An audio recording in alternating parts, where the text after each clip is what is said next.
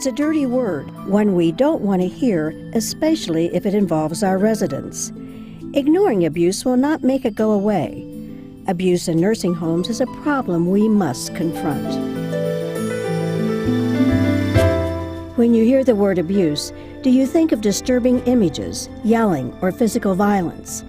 Abuse in long-term care facilities can be far more subtle. Think about it. Is ignoring a resident's request a form of abuse? Is being impatient abusive? What about challenging someone to do something they may not be able to do? Abuse can be devastating to a resident.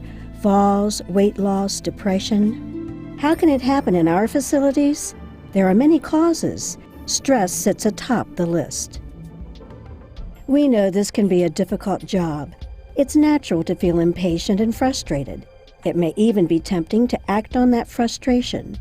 If you allow that to happen, there will be terrible consequences for both you and the resident. Caring for residents means recognizing and preventing all forms of abuse.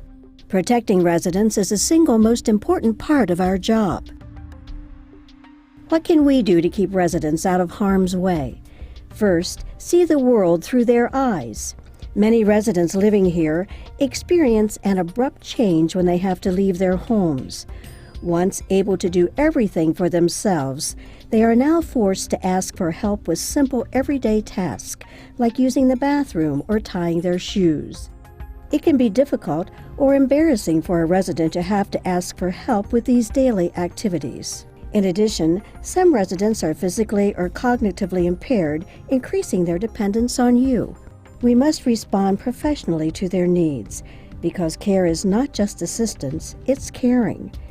Every resident in this facility is someone's husband or wife, mother or father, brother, sister, or grandparent.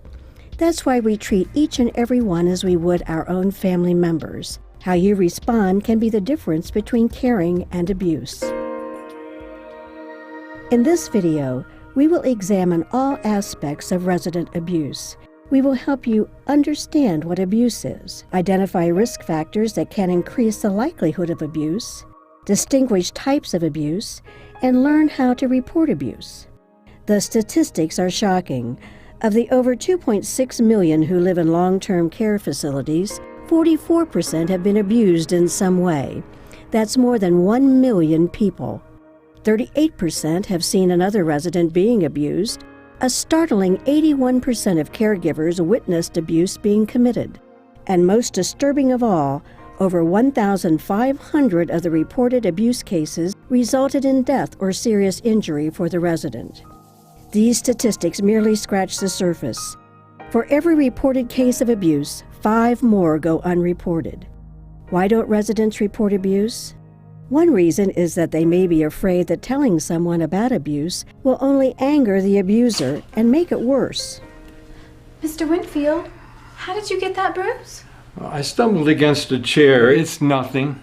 Oh, I'm sorry about that. Oh, it looks really painful. Let me take a closer look. Really, it's nothing. It barely hurts.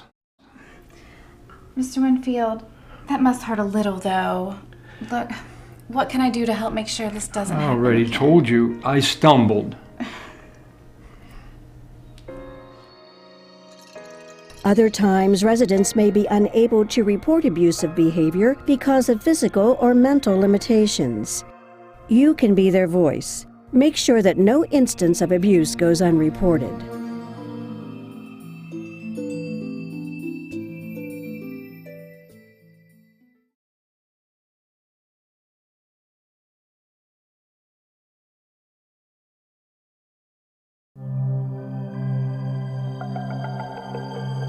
What is abuse? Definitions can vary. The Centers for Medicare and Medicaid Services, CMS, characterizes abuse as the willful infliction of injury, unreasonable confinement, intimidation, or punishment with resulting physical harm, pain, or mental anguish. One fact that no one questions: abuse is inhumane and illegal. Your institution is governed by regulations from state and federal agencies, OBRA, CMS, and others. Specific laws define abuse and neglect, distinguishing care from abuse. Abuse is a criminal act. Those found guilty will be prosecuted. There are 6 categories of abuse: verbal and mental, physical, sexual, financial, involuntary seclusion, neglect or abandonment. Verbal or mental abuse can be spoken, written, or gestured. It's any communication that is derogatory or intimidating to residents. Humiliating residents or threatening to punish them would also fall under this category. Physical abuse is conduct that causes bodily harm to a resident. Sexual abuse is any sexual activity with a resident when the resident is unable to understand, unwilling to consent, forced, or threatened. The most common type, financial abuse, occurs when residents' belongings are misused or stolen.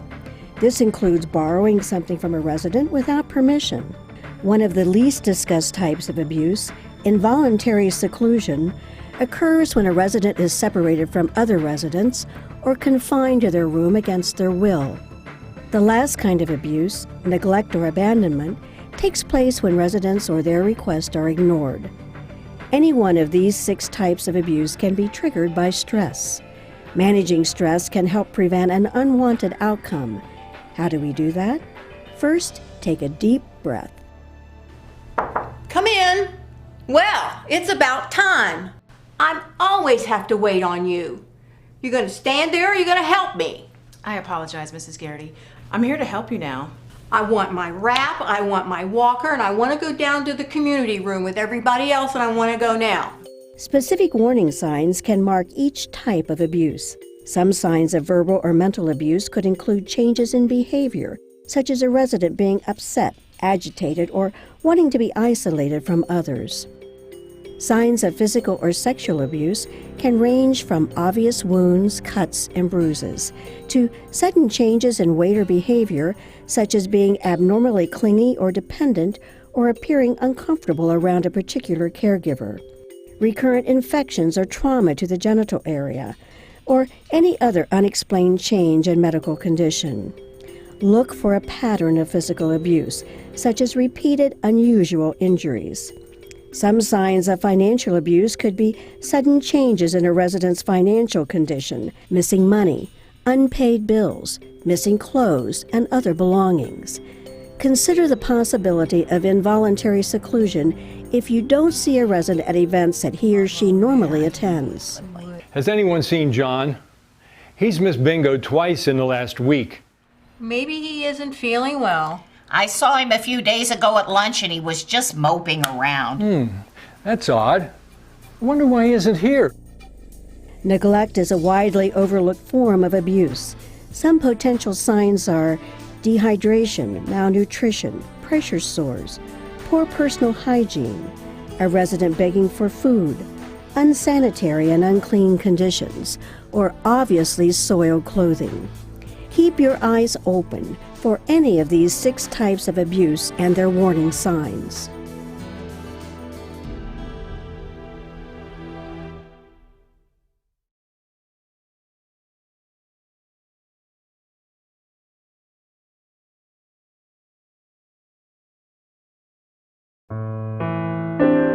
Now we know the different types of abuse.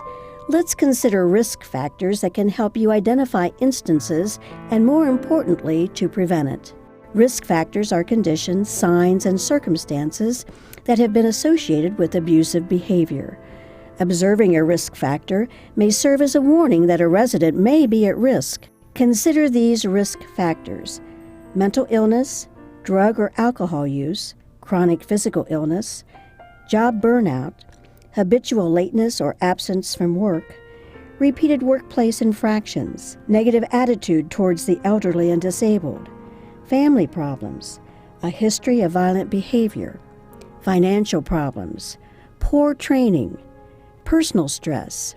When we've discussed stress, we've mostly referred to your job, but stress doesn't just come from the workplace. You know what? I want a divorce. You know, let's talk about this later. I've got to go to work.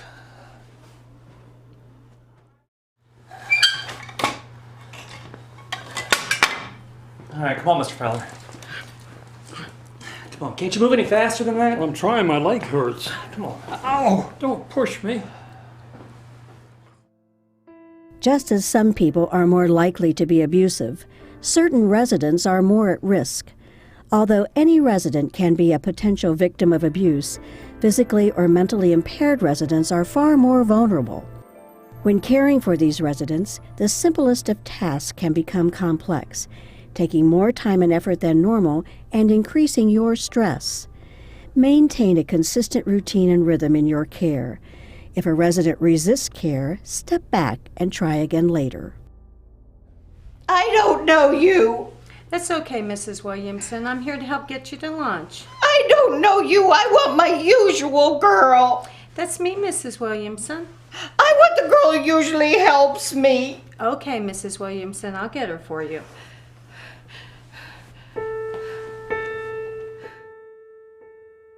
Other residents at increased risk of abuse include those that are incontinent, argumentative, have a hostile or demanding temperament, sexually acting out, depressed, abusing drugs or alcohol, mute, demented, or hearing impaired and therefore unable to communicate, verbally abusive, from a different country or speaking a different language, lonely due to lack of family or friends visiting.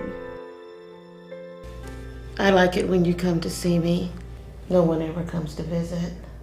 I like seeing you too, Mrs. Ross. I'll come by again tomorrow.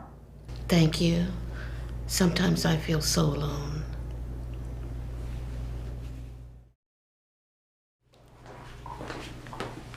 Here you are, Mrs. Williams. Would you like a snack? That looks terrible. What are you feeding me? Ja, je zou ook zijn holen is just komt dat de kak holonik. Ochen holen, pazalste. Ik kreeg te jarm, pazalste. I'm sorry, I don't understand what you mean, Mr. Kotov. Additionally, the risk of abuse can increase when certain conditions exist in your facility. Facility is ill-equipped for certain special needs residents. Overcrowding, inadequate care plan for behavior problems, frequent reorganizations, high employee absenteeism, high overtime demands, high staff turnover, inadequate and uninformed administrative responses to abuse, poorly trained staff, underpaid staff, underappreciated staff. One of the most common facility risk factors is a shortage of staff. Sometimes you may feel like you are needed in two places at the same time. You're scrambling and can't imagine how you'll get everything done. It can be natural to feel overwhelmed and underappreciated. It's all in how you manage these feelings. When you reach a boiling point, that anger can show in hurtful ways, or you can take a step back to regain calm and composure. You can't control the way other people behave, but you can control the way you react. If you continually struggle to regain your composure, share your feelings with your supervisor. It's just that I worked so hard. I'm exhausted, I'm burnt out. Mrs. Garrity yelled at me today because I took too long in getting to her room. I would have gotten there quicker, but I had to help two other people first. I know, Mrs. Garrity can be harsh, but I always try to think about it from her point of view. It must be really hard. Even when she takes her frustration out on us, we can't just throw it back at her. Tell you what, you let me know if you need a break, and I'll reassign somebody else for a while. Thanks. Talking about it helps. I know she can be a character, but I think she'd miss me if I weren't there to help her out. I think she would too. Now that you know what to look for, watch for risk factors. Remember, each instance of abuse that you prevent will make a difference in someone's life.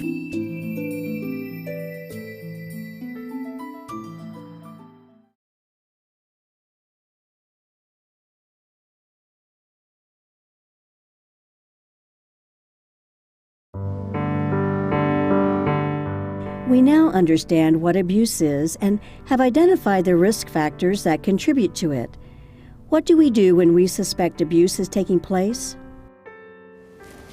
I'm worried about Mr. Fowler. I've been finding lots of bruises on him lately, on his arms and legs. Well, maybe he's been falling down. His legs are not the strongest. Well, I've tried to talk to him about it, but he won't say anything. I'm really worried. I need to tell someone about this. Agree. But what are you going to say? And to whom? I'm glad you said something to me about this. I think I'll have a quiet little talk with Mr. Fowler to understand more about those bruises. Each facility has different guidelines for reporting abuse. Become familiar with your facility's procedures. That way, if you observe or suspect abuse, you'll know what to do. Initially, it may be helpful to discuss what you saw with a coworker. After that, file a report with your supervisor. If you suspect a resident is being abused, separate the resident from the accused, then talk to the resident privately. Some residents may not open up or feel comfortable talking at first. It may also be difficult for some residents to remember things. Reassure them that what happened is not their fault. Be patient and allow residents time to answer your questions. If you suspect physical abuse, check for injuries or bruises. Come on in. Hi, Mr. Fowler. How are you? Okay, Do you have a few minutes to talk? sure. Oh, that bruise on your arm looks painful. How did you get it? I think I fell. Do you remember how? Well, Bill was helping me get out of bed. He said he slipped and I fell. May I take a closer look at that bruise, Mr. Fowler? I'll be gentle. Okay.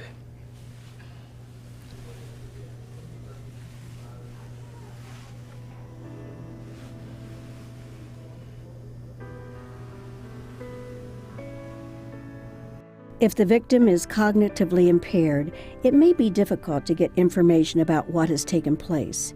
Here's some tips that will help you.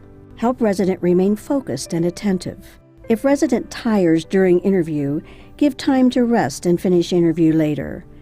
Encourage residents to reminisce. Use validation. Talk slowly. Offer simple choices. Give cues. Keep a consistent routine. Use one-step directions. Respect residents' personal space. Following these tips will make it easier for you when interviewing potential abuse victims and help you determine whether abuse has taken place. If you suspect abuse has occurred, there are important steps you must follow. If a resident has been injured, make sure medical care is given immediately. Report the incident to your supervisor. Move the suspected abuser to a quiet, non-threatening environment far away from the victim. If the abuser is a resident and might hurt themselves or others, move them to a safe location and refer them to the appropriate professional. If the abuser is a visitor, he or she must be counseled and/or denied visiting privileges during the investigation. Your facility will report the incident to the appropriate state agency and/or adult protective services. If the abuser is a staff member, he or she will be suspended immediately until the investigation has been completed. Well, we have evidence that you have been abusive toward a resident. We've conducted an initial investigation and verified the actions. You will be suspended while we investigate this further. But I haven't done anything wrong. Well, that's why we need to investigate. And until that's complete, I'll need your ID badge.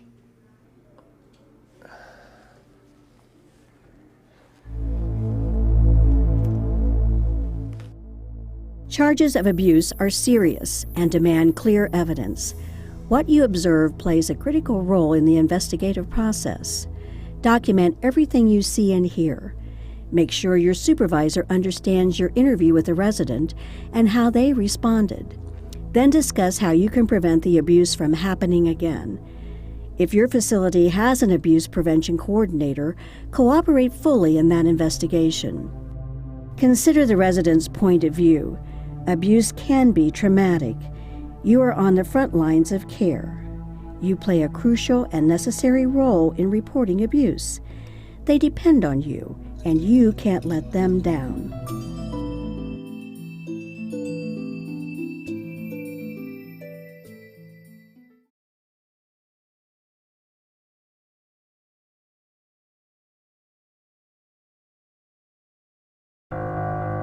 We've defined abuse and discussed real-world examples, but abuse isn't always obvious. Let's look at some situations. Decide for yourself whether you are seeing abuse, and if so, what action should be taken. Oh! Can somebody come to 747? Oh!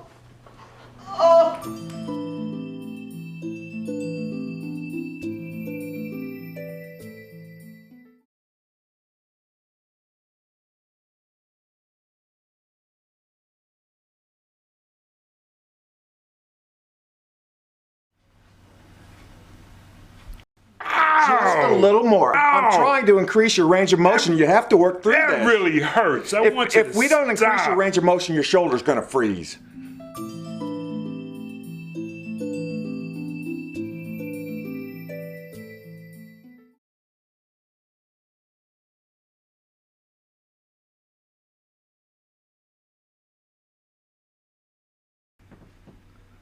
Ow.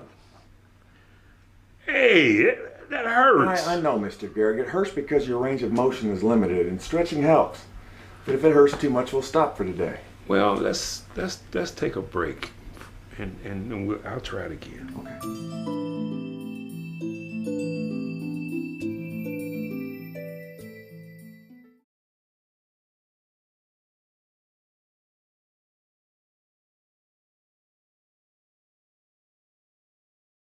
Now, until you're ready to take your shower, I'm going to tell everyone you're not ready to see guests. Do you want me to do that? Excuse me, I'd like to see Mrs. Neighbor. I'm sorry, she's not taking any visitors just yet. I don't understand. I traveled all the way across town just to come and see her. She's a little under the weather, I'm sorry. I don't understand.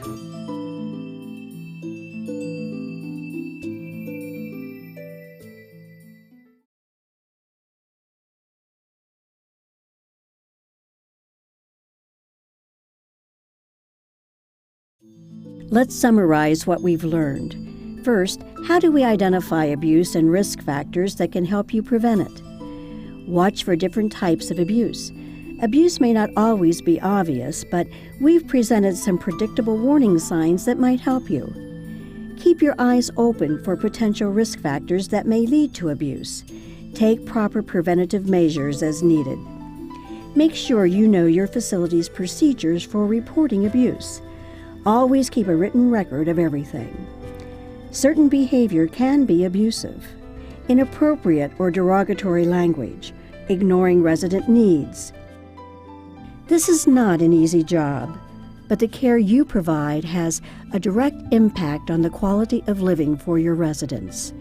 If the stress of your work takes a toll on you, contact your Human Resources Department. Most facilities have counseling available to help you cope with the stress around you. You don't have to face it all alone. Abuse is a serious and terrible experience for any resident. You can help prevent it. As a caregiver, the most important part of your job is safeguarding your residents. Deliver more than just care. Give your residents the care they deserve, the care you would want.